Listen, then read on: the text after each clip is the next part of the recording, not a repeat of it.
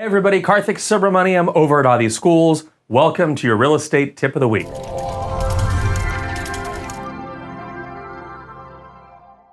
Now, remember, Southern California Edison, Pacific Gas and Electric, the water utility, they have the right to travel over your property. Now, remember, anytime somebody has access to travel over your land, that's called an easement. So an easement lets someone cross over another's property for access to their own.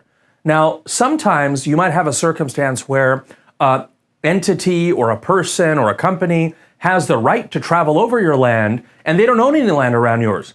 Those are called easements in gross. So they're still easements, there's still the right to travel over your property, but they're not owned by any land immediately adjacent to yours. So the right of the utility company to string wires over a subdivision is an easement in gross. The right of the water company to lay underground pipe through your neighborhood is an easement in gross. So again, the right to travel over another's property is an easement.